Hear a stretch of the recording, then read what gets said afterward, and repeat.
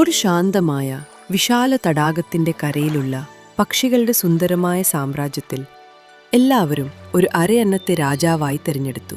അതാണ് ഹിരണ്യഗർഭൻ.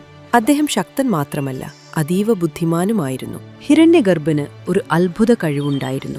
പാലും വെള്ളവും വേർതിരിക്കാൻ അദ്ദേഹത്തിന് കഴിയുമായിരുന്നു. തടാകത്തിൽ വിരിഞ്ഞു നിൽക്കുന്ന ഒരു വലിയ താമരയായിരുന്നു അദ്ദേഹത്തിന്റെ കൊട്ടാരം.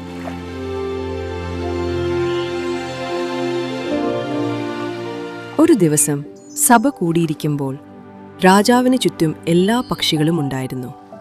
അപ്പോൾ പെട്ടെന്ന് ഒരു താറാവ് വേഗത്തിൽ പറന്നുവന്നു. ഹേ പ്രഭോ ഹിരണ്യഗർഭ, ദേശാടനത്തിന് പോയ ദീർഘമുഖൻ തിരിച്ചു വന്നിട്ടുണ്ട്. ഞാൻ അദ്ദേഹത്തെ സഭയിലേക്ക് കടത്തിവിടട്ടെ? അതെ, അവനെ ഉടനെ അകത്തു കൊണ്ടുവരൂ.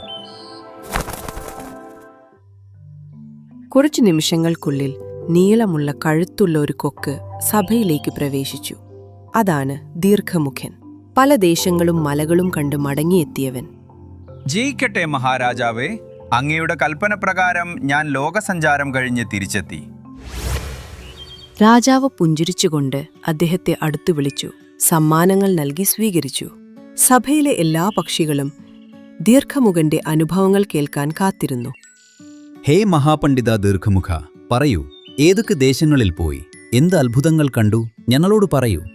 ദീർഘമുഖൻ ചുറ്റും നോക്കി കഴുത്തുയർത്തി സംസാരിക്കാൻ തുടങ്ങി.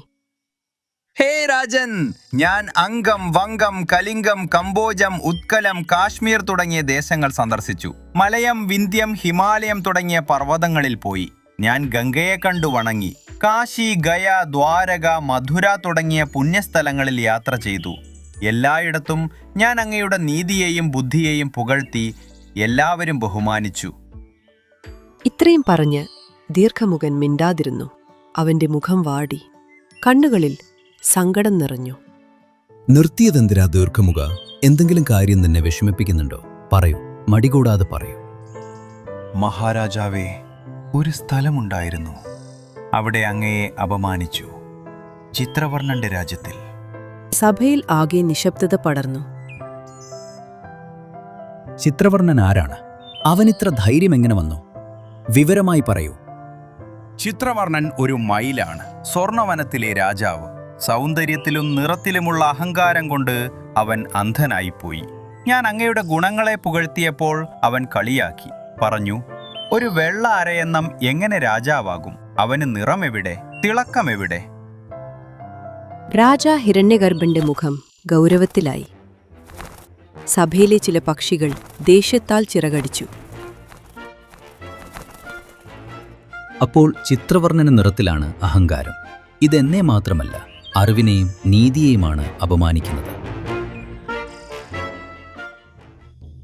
മഹാരാജാവേ, അങ്ങയുടെ അനുവാദമുണ്ടെങ്കിൽ ഞാൻ ചിത്രവർണ്ണന്റെ അടുത്തേക്ക് സമാധാന സന്ദേശം കൊണ്ടുപോകാം. ചിലപ്പോൾ അവൻ ഇപ്പോഴും സത്യമായ അറിവ് ആവശ്യമുണ്ടാകും. പ്രബുദ്ധ, നിന്നെപ്പോലൊരു ജ്ഞാനിക്ക് മാത്രമേ ഇത് ചെയ്യാൻ കഴിയൂ. പോകൂ, എന്നിട്ട് ചിത്രവർണ്ണനോട് പറയൂ.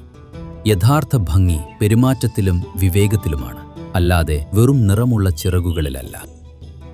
അങ്ങനെ പുതിയൊരു യാത്ര തുടങ്ങി. ഒരു വയസ്സൻ മൂങ്ങയുടെ ബുദ്ധിയും ഒരു മയിലിന്റെ അഹങ്കാരവും തമ്മിലുള്ള പോരാട്ട യാത്ര. പ്രബുദ്ധന് ചിത്രവർണ്ണന്റെ അഹങ്കാരം തകർക്കാനാകുമോ? നീതിയും അഹങ്കാരവും തമ്മിലുള്ള ഈ യുദ്ധം സമാധാനത്തിൽ തീരുമോ?